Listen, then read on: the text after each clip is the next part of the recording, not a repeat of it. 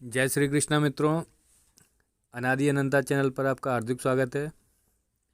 आज हम 5वां अध्याय शुरू कर रहे हैं।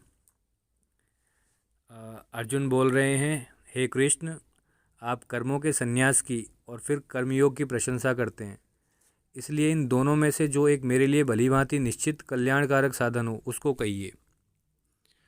श्री भगवान बोले, कर्म संन्यास और कर्मयोग ये दोनों ही परम कल्याण के करने वाले हैं, परंतु उन दोनों में भी कर्म संन्यास से कर्मयोग साधन में सुगम होने से श्रेष्ठ है। हे अर्जुन, जो पुरुष न किसी से द्वेष करता है और न किसी की आकांक्षा करता है, वह कर्मयोगी सदा सन्यासी ही समझने योग्य है, क्योंकि राग द्वेषादि द्वंद्वों से रहित पुरुष सुखपूर्वक संसार बंधन से मुक्त हो जाता है। उपयुक्त संन्यास और कर्मयोग को मूर्ख लोग पृथक पृथक फल देने वाले कहते हैं, न कि पंडित जन, क्योंकि दोनों में से एक में भी सम्यक प्रकार से स्थित पुरुष दोनों के फलरूप परमात्मा को प्राप्त होता है। ज्ञान योगियों द्वारा जो परमधाम प्राप्त किया जाता है, कर्म योगियों द्वारा भी वही प्राप्त किया जाता है। इसलिए जो पुरुष ज्ञान योग और कर्म योग को फल रूप में एक देखता है, वही यथार्थ देखता है। परंतु हे अर्जुन, कर्मयोग के बिना संन्यास अर्थात मन, इंद्रिय और शरीर द्वारा होने वाले संपूर्ण कर्मों में कर्तापन का त्याग प्राप्त होना कठिन है, और भगवत स्वरूप को मनन करने वाला कर्मयोगी परब्रह्म परमात्मा को शीघ्र ही प्राप्त हो जाता है। जिसका मन अपने वश में है, जो जितेंद्रिय एवं विशुद्ध अंतःकरण वाला है, और संपूर्ण प्राणियों का आत्मरूप परमात्मा ही जिसका आत्मा है, ऐसा कर्मयोगी कर्म करता हुआ भी लिप्त नहीं होता।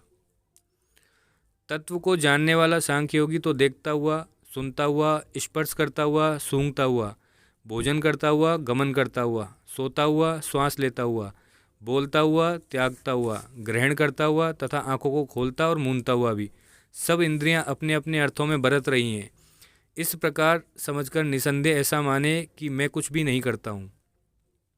जो पुरुष सब कर्मों को परमात्मा में अर्पण करके और आसक्ति को त्याग कर कर्म करता है, वह पुरुष जल से कमल के पत्ते की भांति पाप से लिप्त नहीं होता। कर्मयोगी ममत्व बुद्धि रहित केवल इंद्रिय, मन, बुद्धि और शरीर द्वारा भी आसक्ति को त्याग कर अंतःकरण की शुद्धि के लिए कर्म करते हैं।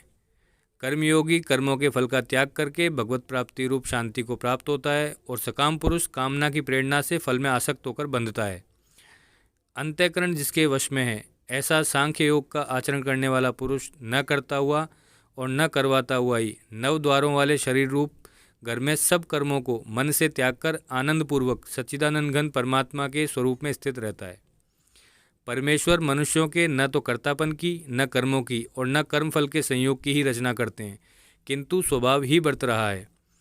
सर्वव्यापी परमेश्वर भी न किसी के पाप कर्म को और न किसी के शुभ कर्म को ही ग्रहण करता है, किंतु अज्ञान के द्वारा ज्ञान ढका हुआ है, उसी से सब अज्ञानी मनुष्य मोहित हो रहे हैं। परंतु जिनका वह अज्ञान परमात्मा के तत्वज्ञान द्वारा नष्ट कर दिया गया है, उनका वह ज्ञान सूर्य के सदृश उस सच्चिदानंद घन परमात्मा को प्रकाशित कर देता है। जिनका मन तद्रुप हो रहा है, जिनकी बुद्धि तद्रुप हो रही है, और सच्चिदानंद घन परमात्मा में ही जिनकी निरंतर एक ही भाव से स्थिति है, ऐसे तत्परायण पुरुष ज्ञान के द्वारा पाप रहित होकर अपुनरावृत्ति को अर्थात परम गति को प्राप्त होते हैं। वे ज्ञानीजन विद्या और विनय युक्त ब्राह्मण में तथा गौ, हाथी, कुत्ते और चांडाल में भी समदर्शी ही होते हैं। जिनका मन समभाव में स्थित है, उनके द्वारा इस जीवित अवस्था में ही संपूर्ण संसार जीत लिया गया है, क्योंकि सच्चिदानंद घन परमात्मा निर्दोष और सम है, इससे वे सच्चिदानंद घन परमात्मा में ही स्थित हैं। जो पुरुष प्रिय को प्राप्त होकर हर्षित नहीं हो और अप्रिय को प्राप्त होकर उद्विग्न न हो, वह स्थिर बुद्धि, संशय रहित ब्रह्मवेत्ता पुरुष सच्चिदानंद घन परब्रह्म परमात्मा में एक ही भाव से नित्य स्थित है।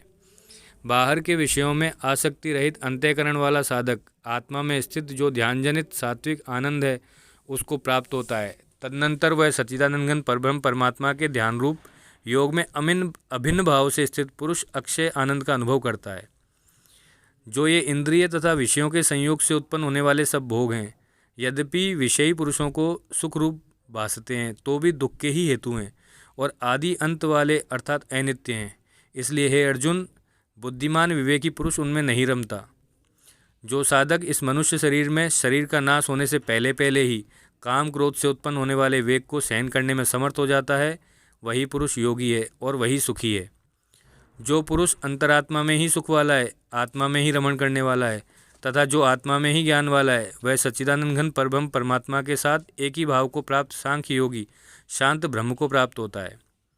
जिनके सब पाप नष्ट हो गए हैं, जिनके सब संशय ज्ञान के द्वारा निवृत्त हो गए हैं, जो संपूर्ण प्राणियों के हित में रत हैं और जिनका जीता हुआ मन निश्चल भाव से परमात्मा में स्थित है, वे ब्रह्मवेता पुरुष शांत ब्रह्म को प्राप्त होते हैं।